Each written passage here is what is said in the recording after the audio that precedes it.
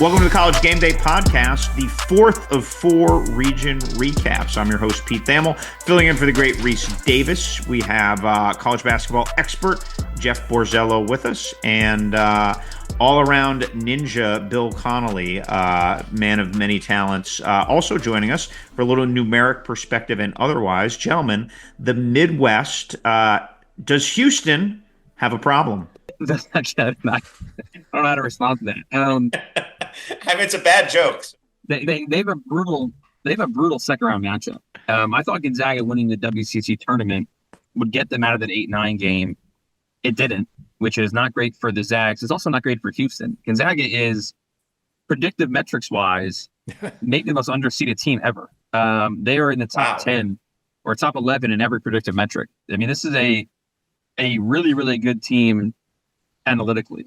They have not shown they can consistently beat good teams, which is part of the reason they're in the 8-9 game, but it's not going to be a cakewalk for Houston. And if Juwan Roberts, who missed most of the Big 12 tournament with, I believe, an ankle, if he's not at full strength, they're going to have a tough time beating Gonzaga. That's a. So he will be back, by the way.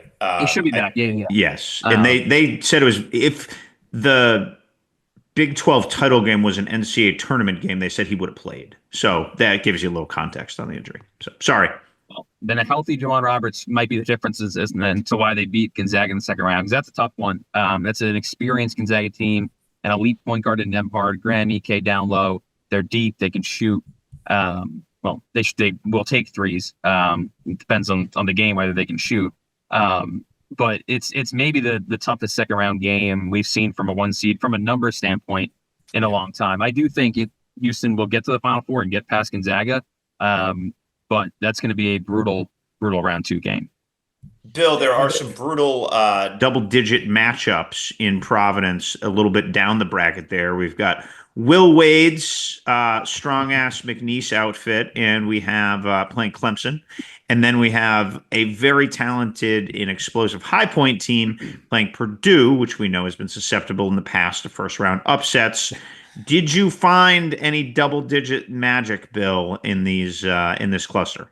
Well, I mean, yeah, the Will Wade aspect, the very talented McNeese roster, that's obviously a draw. Clemson, kind of relatively new to being awesome, but they are awesome this year, and I'm they don't really have just a ton of weaknesses to draw on. So if they're really in the mood to just kind of pummel a lesser rated team, it wouldn't be all that much of a surprise. But I mean, it's hard to not kind of get behind this Will Wade team just to kind of see where the story goes over the next couple of weeks. High Point Purdue is a very, very good offensive team. They're only okay defensively, though. High Point is very good offensively and plays no defense whatsoever. And if you get into that kind of game with an underdog and you let them get off to a hot start, then things can get out of your control really fast. I do hope for one of these. I don't think these are the best 5-12, 4-13 pairings in this field, but you can kind of talk yourself into either one. So fingers crossed. I like upsets, so we'll see. But I'm going Clemson and Purdue there. Any upset inklings, Jeff? No, I'm also going Clemson and Purdue. I mean, in different matchups, McNeese and High Point, could be upset picks. I just think McNeese. I mean, last year they came in with probably more hype and more momentum, and they just got run off the floor in the first round. They played differently than they did. They're not going to try to get up and down with Clemson. I just think Clemson is just too kind of battle tested, too tough. Went to the Elite Eight last year. I don't think they're going to be susceptible to a first round upset. And then High Point, Purdue can be beat, if you could score around the rim. Purdue, since Zach Edey left, they have not just fallen off. They've completely disappeared in terms of their interior defense. I don't know if High Point could really hurt them a ton there. And I think the way High Point defends, they have a 7-footer that plays just pretty, basic drop coverage and pretty, it's kind of what they do. That's kind of let Braden Smith sort of control the game. And if you let the best point guard in the country control the game for 40 minutes against a lesser talented team, that just doesn't seem like a great recipe for High Point. So I am leaning toward no upset in either of those games. Transitioning to the bottom part of this bracket, gentlemen, and then we're going to make our final four picks. We have Illinois playing the winner of Texas Xavier. the battle for the soul of Texas, as we talked about on game day this morning, that Chris O'Connor did a lot of digging on Sean Miller as a potential Rodney Terry replacement when Rodney Terry was the interim coach at Texas. He obviously won that job by going to the Elite Eight, and deservedly so. He's now made 3 NCAA tournaments in 3 years, which I believe only 4 coaches in SEC history have done, including Chris Jans, by the way. We have Kentucky and Troy. Lamont Butler should be healthy for this game, but Kentucky feels like a little bit off. Could the Trojans be an upset foil here? And is there any chance Kentucky could get it together? They've just felt disheveled for 4 weeks. Yeah, I think that without Jackson Robinson, who's out for the year, Lamont Butler's supposed to come back for the tournament, but he doesn't seem 100% healthy. I mean, he's had shoulder issues for a few weeks now, or a couple of months now. They barely showed up against Alabama in the SEC tournament. Maybe the extra day or 2 off will help them, but they just seem a little bit off, like you said. Illinois in the second round, pretty much anybody in the second round, whether it's Illinois or Texas or Xavier, whoever comes out of that first 4 game, I think they can give Kentucky a game. And Illinois, maybe the most Jekyll and Hyde team in the country. I have no idea which version is going to show up. Even in the past 3 weeks, they've lost by 43 to Duke, lost by 23 to Maryland, beat Michigan by 20. They could lose to either Texas or Xavier. They can go with the Final Four, and I wouldn't be totally stunned. Their lack of consistency is why I'm not going to have them beating Tennessee in the Sweet 16.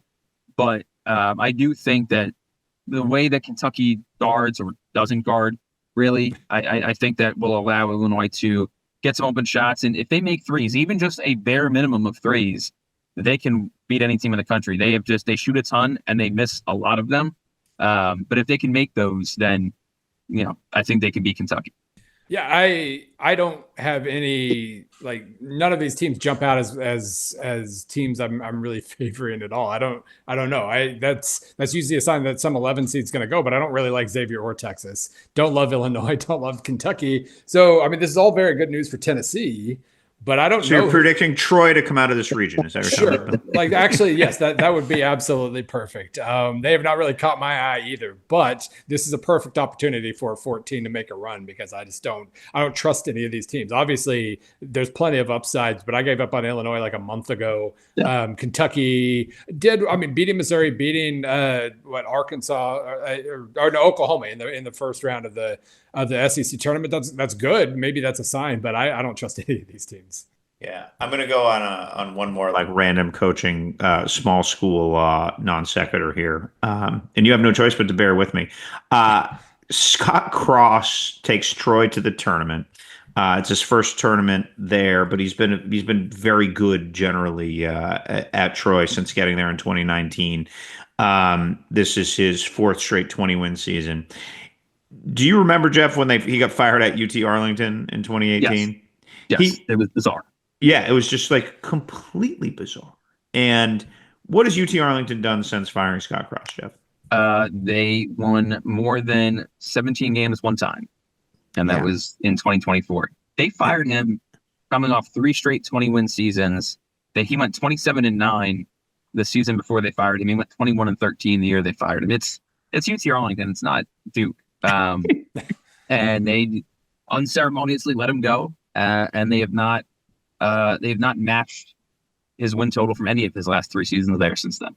So imagine that a guy who UC Arlington was in the Sun Belt at the time, won 20 games 3 straight years in the Sun Belt, has now won 20 games 4 straight years in the Sun Belt.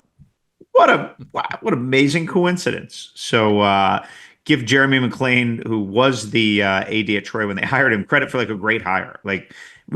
There's this weird bias against regular season success in college basketball sometimes in the hiring process, and it blows my mind. Scott Cross was a very good coach for a very long time who just didn't happen to make the NCAA tournament a lot. So good for him for getting back there and doing just that. It's a pretty unusual gap he made the tournament last in 2008, and now he's back in 25. So thus ends my mid-major random coaching observation in rants.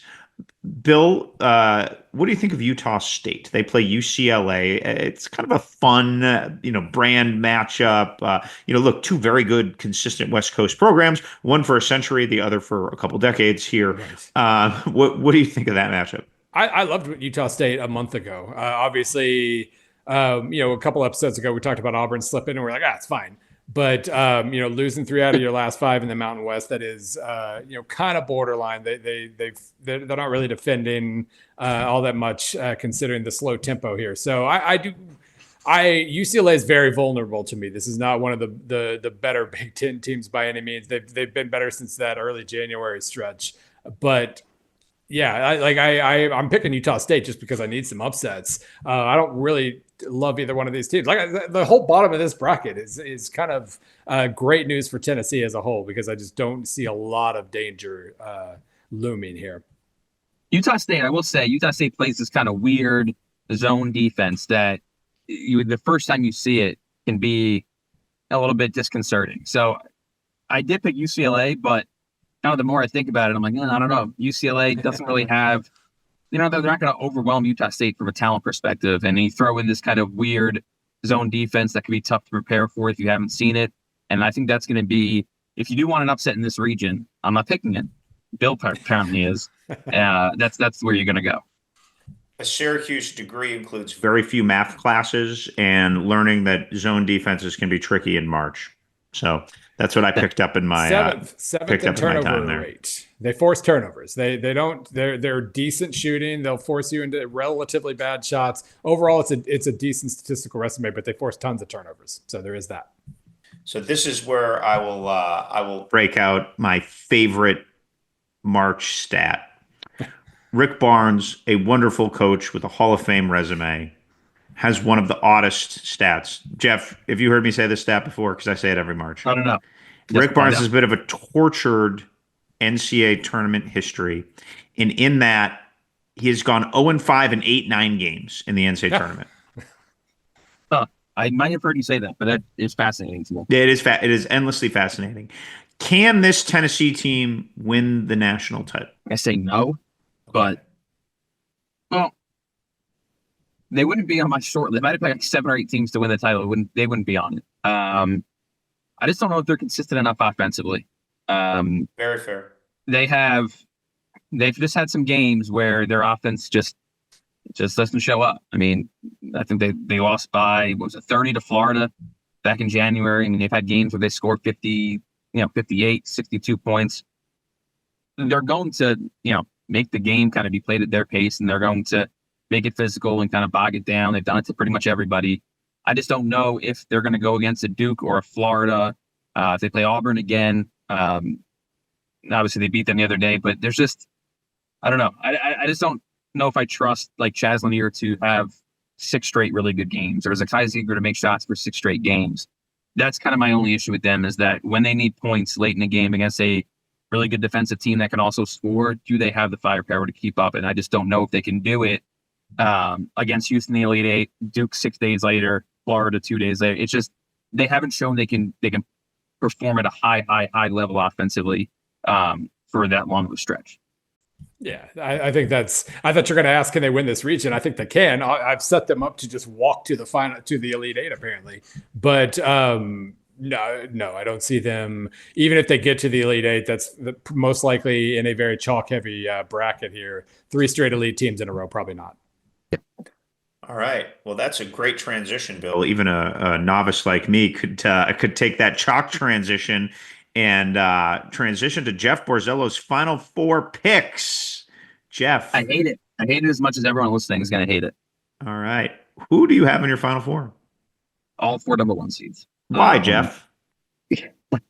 Well, I said it on a previous episode of this, but I really think there was only about 6 or 7 teams that can make a Final 4 that I trust to play well for 4 straight games against good teams. And 3 of those teams are in Florida's region. So that pretty much takes out all my non-1 seeds that I could have had in the Final 4. And I do think the 4 1 seeds have kind of been a cut above everyone else, especially over the last month. I mean, Duke has been incredible all year. Auburn's been incredible for up until, last week, basically. Florida's playing the best of anybody in the country. Houston has lost one game since November. These teams are, qualitatively, quantitatively just better than everyone, and they have been for some time. And I know upsets are going to happen, but like as we saw in the big conference tournaments, it was a little bit chalky. We didn't have a ton of bid stealers in the lower levels. We had really good semifinal and quarterfinal matchups in the big conference tournaments. I do think that these 4 1 seeds are just the 4 best teams in the country, and I think that some of them are historically good when you compare them, from an analytical perspective to teams in the last 25 years. They have some of the best, net ratings and adjusted efficiency margins of anyone we've seen in 2 decades. So I do think that, and I hate doing it, I've never picked 4 1 seeds before, but just the way the bracket fell, Florida would be my only one that I have in a region with, St. John's or Texas Tech, but I have Florida winning it all. So those are my 4 1s, and I'm sticking to it as much as it pains me to do so. Bill, I know you are more creative than being a chalk-eating weasel. I appreciate you running cover for the fact that I have 1 2 1 2, and it looks like I picked upsets, so that is good. I'd actually, let's see. So I definitely have St. John's beating Florida out of pure sentiment and nasty. I wanted to as well. I wanted to do it. I want to see St. John's Auburn, like just in terms of just nastiness in general. That kind of sets a record, I think. And I do think that's going to be the most likely pick there. I really am curious about the South region in general. I think there are more teams that can win like 2 games in the South than just about any other region. Yeah. But I still trust Auburn the most to get to win 4. So I've got Auburn, St. John's on one side. I guess I have. If it comes down to Houston, Tennessee, I'm picking Houston, but I think Tennessee's more likely to get to the Elite 8. So I'm going Duke, Tennessee on that side. I'm going Auburn, St. John's on the other side. I'm riding the sentiment. I'm going Duke, St. John's in the final 2. I am searching for my bracket. I've tried to find the one that I quickly filled out before the pod. I only fill out one bracket, so I can't find it in the mass matrix of the ESPN.com family here. I'm going to be in trouble. I thought it would have like emailed me a copy of it or something like that, but I'll find it. It will shock you to know that I have this all in a spreadsheet. Yes, I'm sure you did, Bill. Handwritten only, baby. Yes. Oh, there you go. Good for you. Good for you. So I also, like Bill, went 1 2 1 2. I took Michigan State. I took Florida.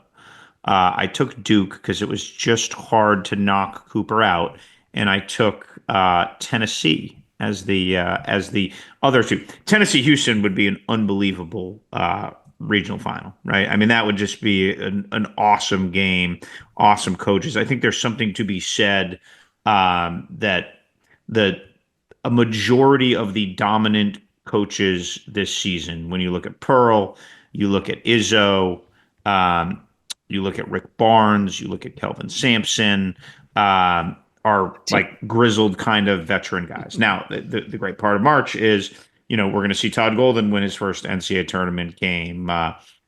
Obviously, Nate Oates he's been a head coach now for close to 10 years if you take his Buffalo time and his Alabama time, but he's still a bit of a fresher face than most. You get the blend of old and new. But Barnes and Sampson, off the top of my head, are they the 2 best coaches to never win a national title? Or do they have the most wins of any coaches to not win a national title actively right now? Who could possibly be ahead of them? I don't think there's many of them. I mean, I watched. I think I have the answer to this. Do you? It was a legit question. I watched I watched a Kelvin Sampson team beat Missouri in the Hearn Center in like 1998, where Eduardo Nahara shoves Keon Dooling into the post. And that was the maddest I think I've ever been at a sporting event. Wow. So I really should. Bill owned a Barry Odom jersey when he was in college, Jeff? Did not know that. You have no reason to know that. Yeah. I've told Barry Odom that, by the way. Oh, he knows. Yeah, I've seen Barry Odom, and he's like, oh, Barry Odom and Eduardo Nahara references back to back. I love it. That's right. I mean, welcome to me being on this podcast. But so I should really pick Sampson to win it just out of pure like sentimental spite from a long time ago. But yeah, I can't imagine who would be ahead of them at this point. They've been around so long at this point. Yeah. All right. It used to be Bob Huggins and John Beeline, and then they neither went, and then John went to the NBA for about 90 seconds, and Bob went the wrong way. With that, we will conclude our 4th of 4 region breakdowns. Please download and listen to them all, and please download the College Game Day podcast wherever you prefer to get your podcasts, or better yet, subscribe so you never miss an episode.